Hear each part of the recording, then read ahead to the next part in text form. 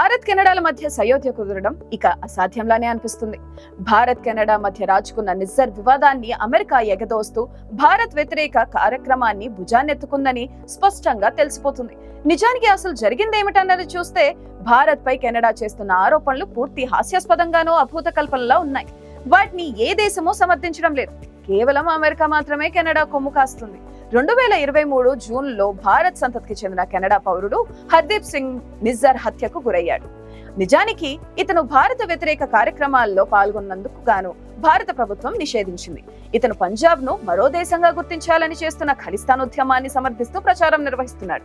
ఆ క్రమంలోనే కెనడాకు ఓ వృత్తి పనివాడుగా వెళ్లి అక్కడి పౌరసత్వం స్వీకరించాడు. అయితే తన మరణాన్ని సాకుగా చూపిస్తూ కెనడా ప్రధాని జస్టిన్ ట్రూడో భారత్ పై అవాకులు చవాకులు పేలుతున్నాడు. ఈ కేసు విచారణలో జస్టిన్ ట్రూడో భారత్ వైపు వేలెత్తి చూపాడు. అందుకు తగిన ఆధారాలు చూపించాలని భారత్ కోరినా ఇంతవరకు సాక్ష్యాధారాలు చూపించలేదు. భారత్ మొదటి నుంచి ఈ ఆరోపణలను తోసిపుచ్చింది. ఆ తర్వాత రెండు దేశాలు దౌత్యవేత్తలను బహిష్కరించాయి. అనంతరం భారత్ కెనడాల మధ్య మాటల యుద్ధం నడిచింది. ప్రస్తుతం రెండు దేశాల మధ్య సంబంధాలు అంతంత మాత్రంగానే ఉన్నాయి. ప్రత్యేక సిక్కు దేశం లక్ష్యంతో కొంతమంది కెనడియన్ సిక్కులు ఖలిస్తానీ ఉద్యమాన్ని ప్రోత్సహిస్తున్నారని భారత్ భావిస్తుంది. ఇదే ఇప్పుడు రెండు దేశాల మధ్య వివాదానికి కేంద్రంగా మారింది. భావ ప్రకటన స్వేచ్ఛను గౌరవిస్తామని అంటున్న కెనడా అభిప్రాయాన్ని వ్యక్తపరచకుండా ఎవరిని ఆపలేమని అంటుంది. జనాభా శాతాన్ని బట్టి చూస్తే భారత్ లో కంటే కెనడాలోనే ఎక్కువ మంది సిక్కులు ఉన్నారు.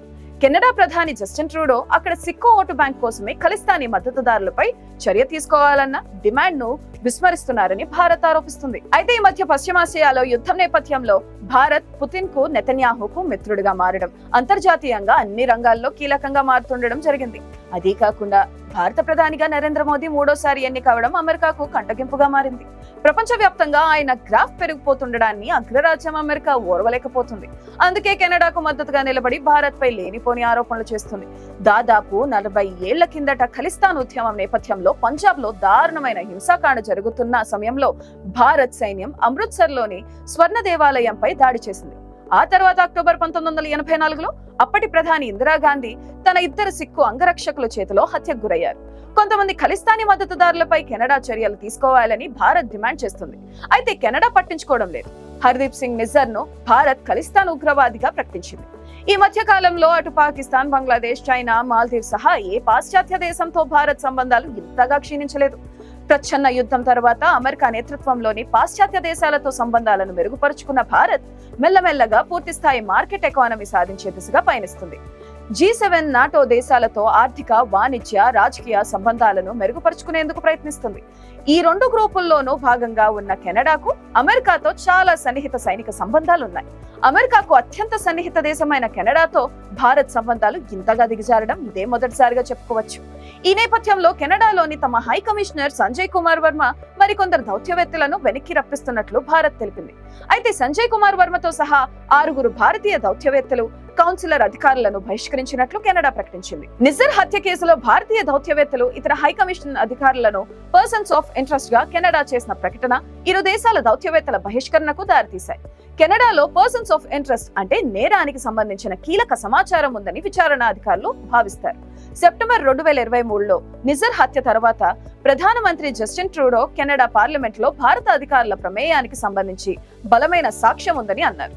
కానీ ట్రూడో ప్రభుత్వం తమ అధికారులపై చేసిన ఆరోపణలను రుజువు చేసే ఒక్క ఆధారం కూడా చూపించలేదని భారత్ విదేశీ వ్యవహారాల మంత్రిత్వ శాఖ ఆరోపించింది. అయితే బహిష్కరణకు గురైన కెనడియన్ హై కమిషనర్ దీనిపై స్పందించారు. భారత ప్రభుత్వం కోరిన అన్ని డిమాండ్లను కెనడా నెరవేర్చిందని, నిజ్జర్ హత్య కేసులో భారత ఏజెంట్లు వారి ప్రమేయం ఉన్నట్లు భారత ప్రభుత్వానికి ఆధారాలు ఇచ్చామని అన్నారు. ఇకపై తదుపరి చర్య తీసుకోవాల్సిన బాధ్యత భారత్ పైనే ఉందని హై కమిషనర్ అన్నారు. అయితే కెనడా ఈ ఆధారాలను ఎప్పుడు అందించిందనేది స్పష్టంగా తెలియలేదు. నిజానికి కెనడాలో జస్టిన్ ట్రూడో ప్రజాదరణ కోల్పోతున్న దశకు చేరుకున్నాడు. అందుకే ఈ వివాదాన్ని ఎగదోస్తూ కెనడాలో జీవిస్తున్న సిక్కుల ఓట్లతో మరోసారి ఎన్నికల్లో గట్టెక్కాలని భావిస్తున్నాడు. చూస్తుండగానే అధికారంపై పట్టు సడలిపోవడం, దేశ ప్రజలతో పాటు సొంత పార్టీలోనూ వ్యతిరేకత, వీటన్నిటిని తప్పించుకోవడానికి ఇప్పుడు కెనడా ప్రధాని జస్టిన్ ట్రూడోకు అర్జెంటుగా ఓ సంచలన ఘటన కావాలి. పైగా అది తను బలోపేతం చేసుకునేందుకు ఉపయోగపడాలి.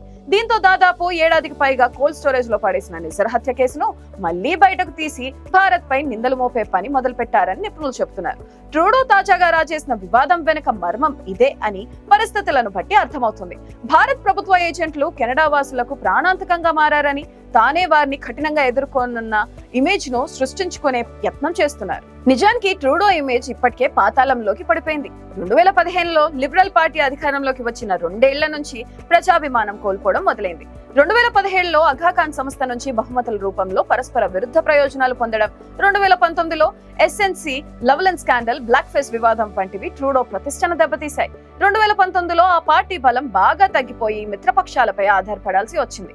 మరుసటి ఏడాది ఆర్థిక మంత్రి బిల్ తో ట్రూడోకు వివాదం మొదలైంది. బిల్ పదవికి రాజీనామా చేశారు. 2021లో పూర్తి మెజారిటీ సాధించవచ్చని ఆశించి మళ్లీ ఎన్నికలకు వెళ్లి చేతులు కలుచుకున్నారు. దేశ ప్రధానిగా ట్రూడోపై అక్కడి ప్రజల్లో వచ్చిన తీవ్ర వ్యతిరేకత కారణంగా ట్రూడో ప్రభుత్వం పతనం ఖాయమన్నట్లు సర్వేలు వెల్లడయ్యాయి. కెనడాలో ఉన్న 7,70,000 మంది సిక్కు ఓట్లను మచ్చిక చేసుకోవడానికి ట్రూడో ఖలిస్తానీ అనుకూల వైఖరిని ప్రదర్శిస్తున్నారు. ఇందుకోసం భారత్ కెనడా సంబంధాలను దెబ్బతీయడానికి కూడా వెనుకాడటం లేదు. తాజా పరిణామాల నేపథ్యంలో భారత్ పై ఆంక్షలు విధించే అంశాన్ని తాము పరిశీలిస్తున్నట్లు ట్రూడో మంత్రివర్గంలోని మెలానీ జోలీ అన్నారు. అదే సమయంలో భారత వ్యతిరేక ఎన్డీపీ నేత జగ్మీత్ సింగ్ కూడా భారత్ పై ఆంక్షలు విధించాలని వంతపాడారు. ఫెడరల్ ఎన్నికలకు ఏడాది మాత్రమే సమయం ఉండటంతో ఎలాగైనా ఎన్డీపీ మద్దతు సాధించడం లేదా దాని ఓటర్లను ఆకర్షించడమే లక్ష్యంగా ట్రూడో రాజకీయాలు సాగుతున్నాయి. అమెరికా ప్రోత్సాహమే జస్టిన్ ట్రూడో ఇంత అత్యుత్సాహానికి కారణమని పరిశీలకులు భావిస్తున్నారు. అందుకే కెనడియన్ గడ్డపై నిజ్జర్ వంటి మరిన్ని హత్యలు జరిగే ప్రమాదం ఉందని కెనడా విదేశీ వ్యవహారాల మంత్రి మెలానీ జోలీ వ్యాఖ్యానించారు. 2025లో కెనడాలో జరగనున్న సార్వత్రిక ఎన్నికల్లో ట్రూడో ఓడిపోతారని, 2 దేశాల మధ్య సంబంధాలలో కొత్త ప్రారంభానికి అది అవకాశంగా మారుతుందని భారత్ లో కొందరు అభిప్రాయం.